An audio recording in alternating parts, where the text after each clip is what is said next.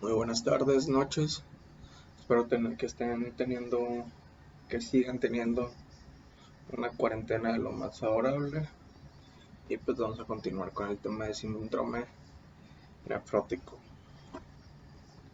Pues bien, el síndrome nefrótico es un síndrome que se caracteriza por presentar proteinuria masiva. Hablamos de proteinuria masiva cuando hay más de 3.5 gramos al día en adultos de proteína en orina, y lipiduria, que por ejemplo son las grasas libres, grasas libres, cuerpos ovales o cilindros grasos en orina, junto con hipoalbuminemia, menos de 3 gramos sobre decilitro, edema generalizado e hiperlipidemia.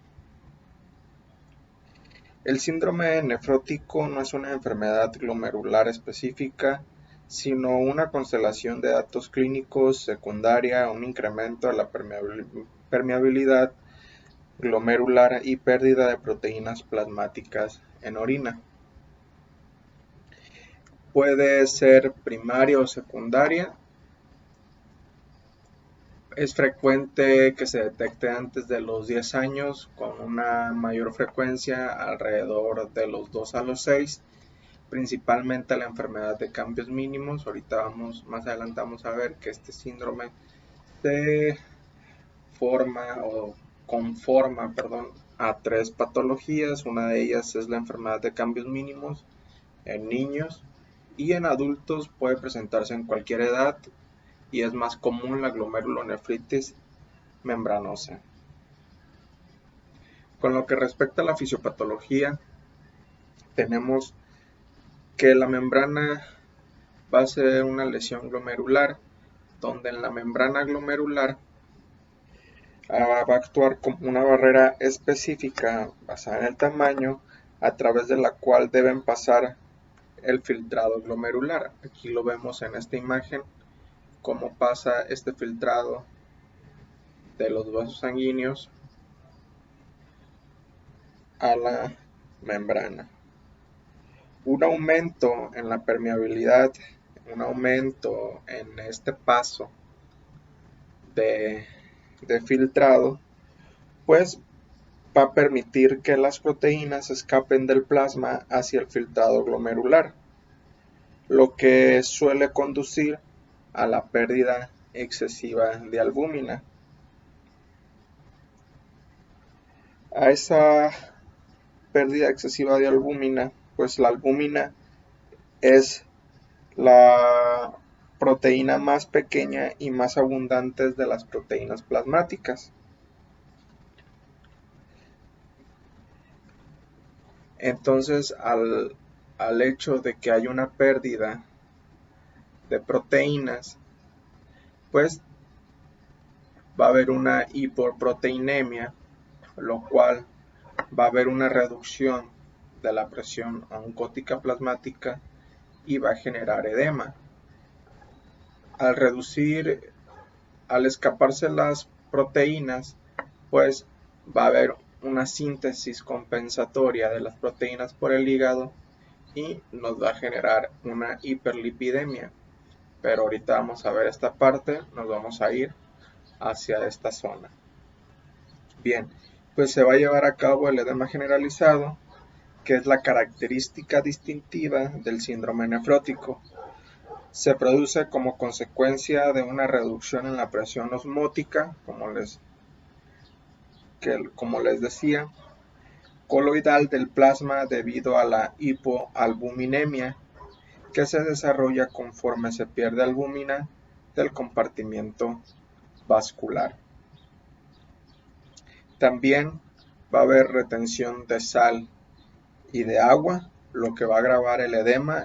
Esta fisiopatología ustedes ya la conocen, va a agravar el edema, y esto parece deberse a varios factores, entre ellos el aumento compensatorio de la aldosterona. Va a aumentar la aldosterona por estimulación del sistema nervioso simpático y reducción en la secreción de factores natriuréticos. Al inicio, el edema va a ser postural, o sea que va a ser en la parte inferior del cuerpo, en las extremidades inferiores, pero se vuelve más generalizado conforme la enfermedad avanza y puede desarrollar una disnea secundaria a edema pulmonar, derrames pleurales y afectación diafragmática por la ascitis en personas con síndrome nefrótico. Si quedan dudas de estos, me las hacen llegar. Ahora vamos a brincar a hiperlipidemia. La hiperlipidemia, que se observa en personas con nefrosis, se distingue por concentraciones elevadas de triglicéridos y lipoproteínas de baja densidad, las LDL. Las concentraciones de lipoproteínas de alta densidad suelen ser normales. Entonces estos pacientes van a tener triglicéridos altos y LDL elevado, mientras que el HDL se va a encontrar en niveles normales.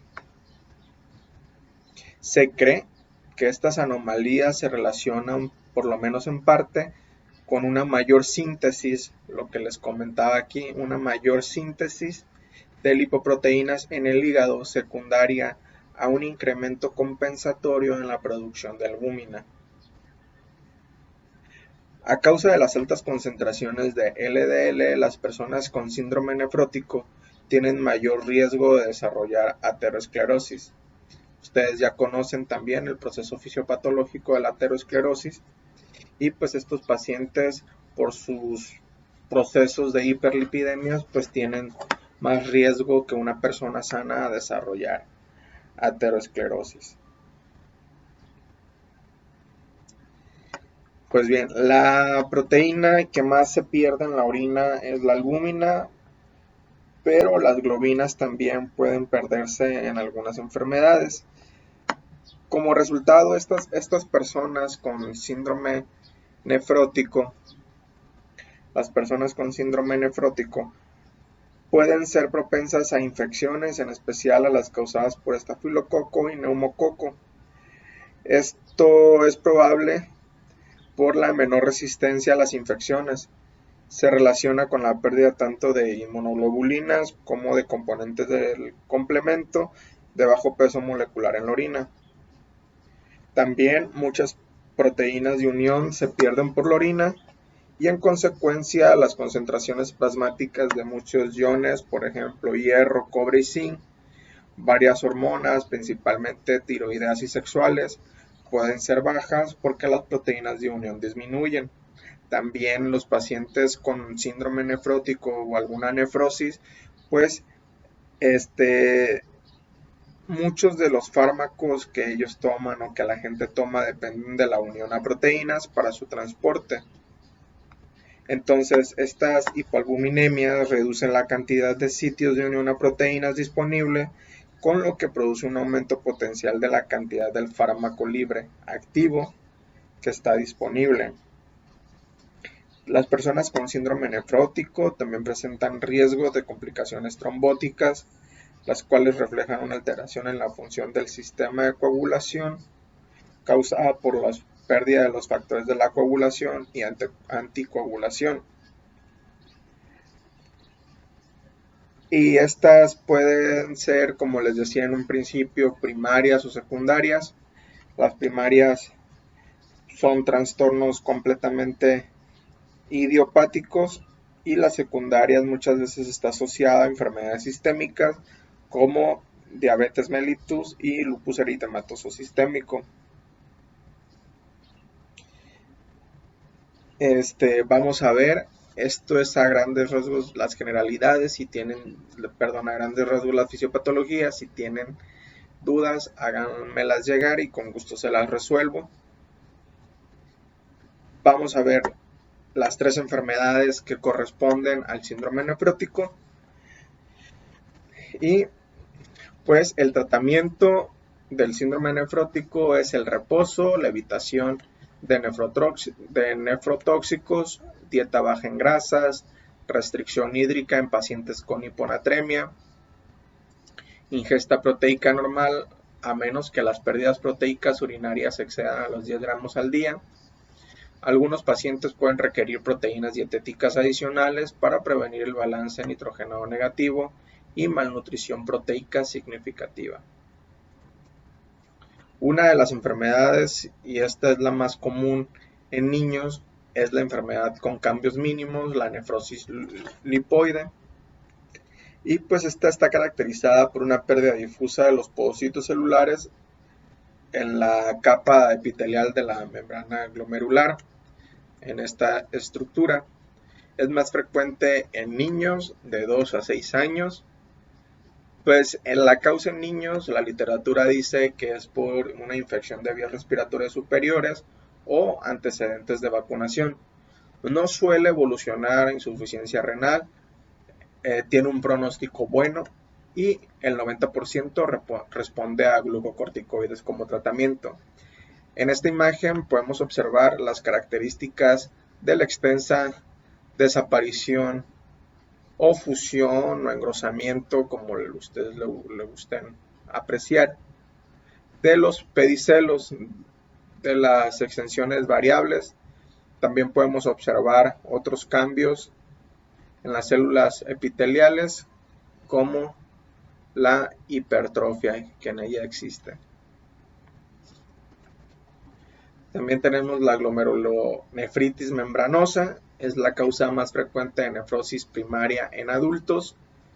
Se detecta alrededor de la quinta a la sexta década de la vida, pero otra literatura nos dice que a partir de los 30 años se debe a un engrosamiento difuso de la membrana glomerular debido al depósito de complejos inmunitarios. Ya habíamos visto más o menos cómo era que se iban los complejos inmunitarios a las capas del glomérulo, y puede ser idiopático y secundario. También tenemos la glomerulosclerosis segmentaria focal, que se caracteriza por esclerosis de algunos, pero no de todos los glomérulos. En los glomérulos afectados, solo una porción del ovillo glomerular está afectada, como podemos observar en esta imagen, ¿no? Y suele ser de manera idiopática. Pues bien, espero no hayan tenido dudas del tema. Respecto a glomerulonefritis, poco a poco, como se vayan desarrollando los temas, vamos a ir viéndola. Entonces, nada más si les pido que me manden las diapositivas de la que iba a exponer glomerulonefritis y todas las diapositivas que quedan pendientes. Entonces nos estamos leyendo, cuídense mucho y espero no hayan tenido ninguna duda. Saludos.